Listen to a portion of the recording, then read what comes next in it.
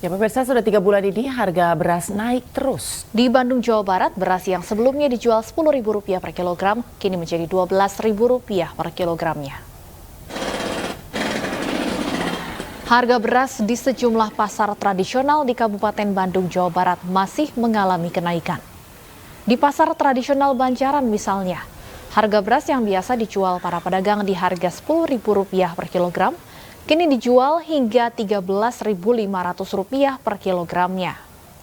Pedagang mengaku kenaikan sendiri sudah berlangsung sejak 3 bulan terakhir. Akibat kenaikan ini, daya beli masyarakat mulai mengalami penurunan sehingga omset pendapatan para pedagang pun turun. Sementara itu, pasokan untuk minyak kita di pasar tradisional sudah mulai langka. Warga mulai beralih ke minyak kemasan lain dan minyak curah.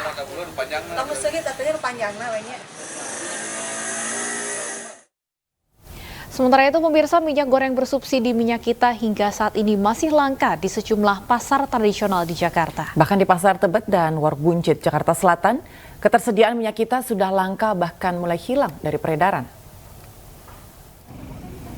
Pemerintah resmi menetapkan pembelian minyak goreng bersubsidi minyak kita yang kini dibatasi hanya 2 kg per harinya.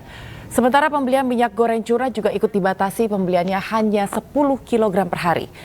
Kelangkaan yang sudah terjadi sejak 2 bulan belakangan hingga kini belum menunjukkan adanya tanda akan terjadi penurunan harga dan belum terjadi juga pasokan kebutuhan minyak kita tercukupi. Sekalipun ketersediaan ada tetapi harganya sudah tidak sesuai, bahkan di Pasar Warung Buncit, Jakarta Selatan, minyak kita sudah mulai hilang dari peredaran sejak 3 hari belakangan. Sedangkan di Pasar Tebet ketersediaannya sudah langka sejak sepekan terakhir.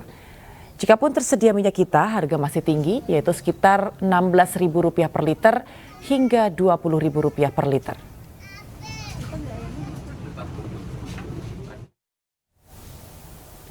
Nah, pemirsa, untuk informasi terkini terkait kelangkaan minyak goreng bersubsidi minyak kita bergabung dengan Esra Ambarita di Pasar Tebet, Jakarta Selatan. Esra, bagaimana stok minyak subsidi di Pasar Tebet?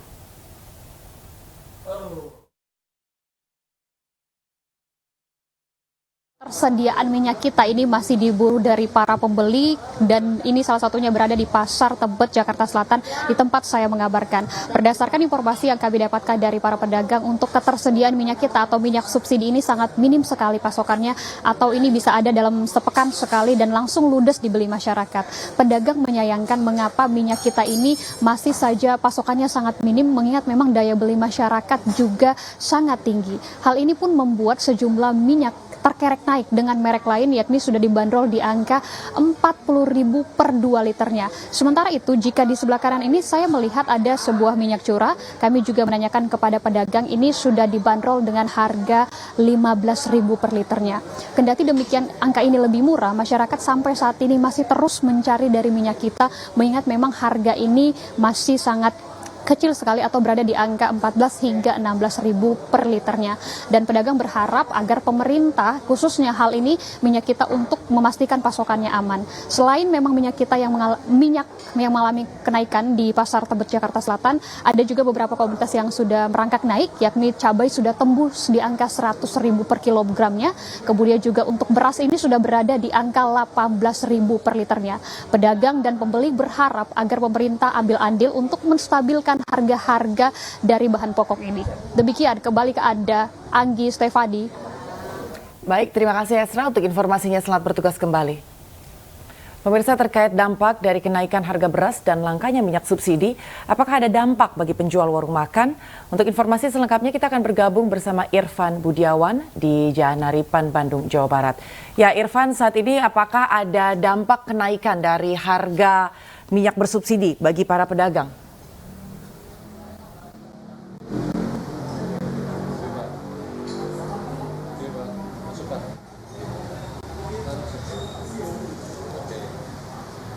Ya, Anggi dan juga Stefani dan juga pemirsa, betul sekali kenaikan harga beras dan juga minyak ini terdampak langsung terhadap para pengusaha warteg yang ada di Kota Bandung. Seperti pantauan kami di salah satu warteg yang ada di Jalan Naripan, Kota Bandung. Lantas seperti apa tanggapan dari pengusaha warteg di Kota Bandung? Kita akan berbincang bersama salah satu pengusaha warteg yang ada di Jalan Naripan ini. Selamat siang, Mas. Selamat siang.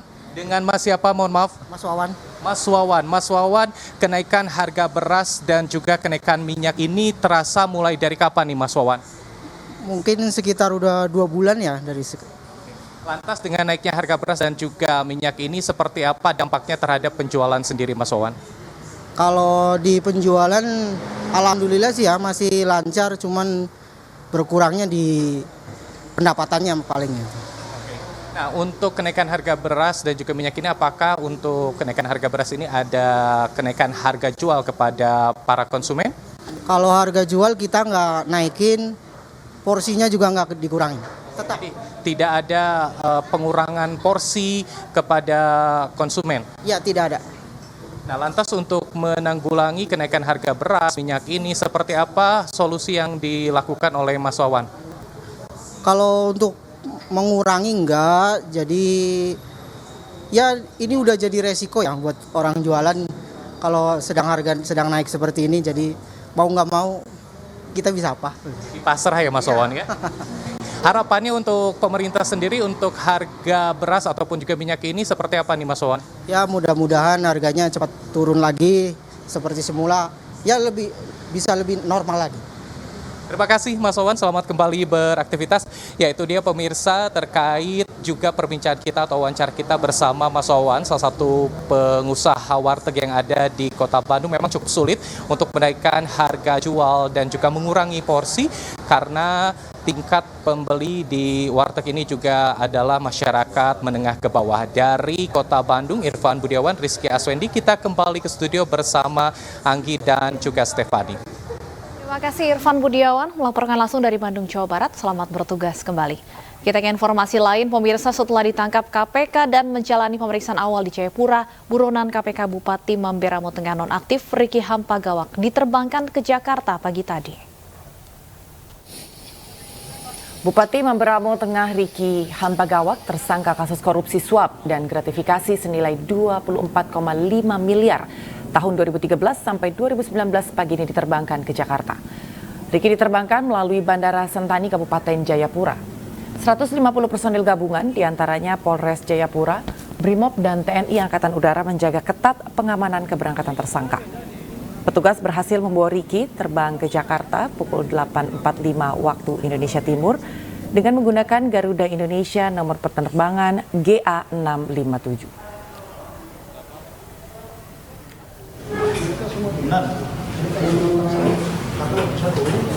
Sebelumnya Riki Hampagawak ditangkap di wilayah Kehirar, Distrik Sentani, Jayapura pada Minggu sore. Riki sempat buron selama 7 bulan usai ditetapkan tersangka pada 14 Juli 2022. Hingga Minggu malam, Riki masih diamankan di markas Brimopolda Papua di Kota Raja dan dibawa ke Jakarta melalui Bandara Sentani Senin pagi. Riki sebelumnya dilaporkan kabur ke Papua Nugini dan mangkir dari panggilan penyidik KPK. Ia terjerat kasus dugaan suap dan gratifikasi atas sejumlah proyek di pemerintahan Kabupaten Mamberamo Tengah tahun 2013-2019.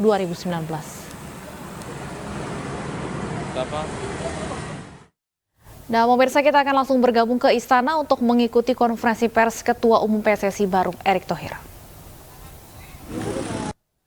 Menjadi konsistensi yang terus menjadikan transformasi sepak bola Indonesia ke arah yang benar. Itu saja dari kami. Pak, oke, mana? Ibu? Cukup ya? Oh.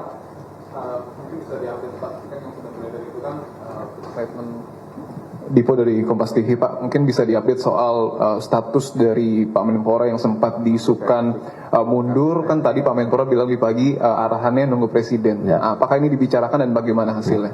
Nanti beliau sendiri. Ya. Oke. Pak Erick. Ya.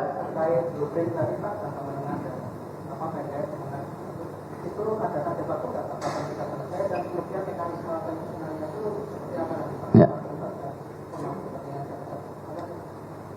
Diskusi Bapak Presiden langsung dengan Presiden Gianni Infantino ketika ada di G20, salah satunya Indonesia diharapkan bisa menjadi tuan rumah kejuaraan dunia tahun 2040. Artinya apa? Tentu kita harus punya blueprint menuju 2040. Apakah itu di program, apakah itu di infrastruktur, apakah itu juga tentu mendorong daripada percepatan tim nasional kita ataupun tentu pembinaan secara menyeluruh. Nah, jadi ini konteksnya ke situ. Karena tentu kalau blueprint tidak ada ujungnya, ya hanya blueprint. Dan kalau blueprint ini ada tujuan besar, saya yakin siapapun pemerintahnya, siapapun menterinya, siapapun ketua PSSI-nya, kita punya tujuan yang sama. Mengibarkan bendera merah putih, mengibarkan Garuda di musim kompetisi atau jelas kompetisi tertinggi di dunia, yaitu bagaimana kita bisa menjadi tuan rumah. Jadi itu yang kita upayakan. Mungkin target blueprint sendiri, saya rasa ini kan kita baru akan adakan sarasehan sepak bola itu 4 Maret nanti. Itu khusus Liga 1, Liga 2. Habis itu nanti Liga 3, Asprof. Habis itu wasit. Nah, tentu setelah ini jadi baru kita bisa menciptakan blueprint secara jangka panjang. Kita hari ini kembali fokus kejuaraan dunia umur 20 ini dulu yang paling penting, ya. Sekalian kita juga memperbaiki semua hal-hal yang memang sudah kita komitkan secara bersama transformasi sepak bola. Baik Pak Erik, saya Raffi Pak dari CNN. Pak, terkait dengan manajemen supporter itu bagaimana nanti Pak Erik akan memiliki cara kerja dan juga manajemennya Pak? Dan kemudian ini kan FIFA juga menyoroti bahwa salah satu yang pantas disoroti itu adalah tidak adanya intervensi dari pemerintah begitu terhadap sebuah lembaga sepak bola di suatu negara begitu Pak. Nah, kalau misalnya Pak Erik dan juga Pak Menpora nanti jadi salah satu sudah masuk ini, bagaimana FIFA melihat hal ini Pak? Ya. Saya rasa gini, kadang-kadang persepsi yang dibentuk tuh intervensi dan kerjasama. Saya rasa kita ini semua mau kerjasama, bukan intervensi. Kalau intervensi itu memaksakan kehendak pemerintah, contohnya misalnya kepengurusan ini ya semua wakil pemerintah. Kepengurusan ini dipaksakan tidak sesuai statuta. Tidak, ini kolaborasi antara komunitas kami yang memang pecinta olahraga. Dan track record saya sendiri kalau di sepak bola ya bismillah lah ya, bukan orang baru gitu. Dan kecintaan saya di olahraga juga tidak perlu dipertanyakan lagi. Artinya apa? Ini bukan intervensi tapi kerjasama. Kalau ini intervensi, saya rasa kemarin habis saya dipilih FIFA langsung nge-ban. Kok malah dapat surat? Di dalam surat Presiden FIFA itu secara pribadi. Nah, ini kata-kata yang luar biasa yang saya rasa pasti rekan-rekan Exco tidak pernah mendapatkan surat seperti ini. Biasanya hanya FIFA. Tapi ini secara pribadi pun mendukung. Artinya apa? Ini ada kedekatan moral bahwa kami semua yang ada di sini merupakan ya bagian dari sepak bola internasional. FIFA mengharapkan perubahan itu, apalagi didukung oleh pemerintah. Nah, lalu kita bicara mengenai tentu manajemen supporter. Nah, kemarin kita ada 2 yang kita lakukan, rapat ad hoc, rapat Exco menentukan komite ad hoc. Yaitu 1 mengenai supporter, 2 infrastruktur.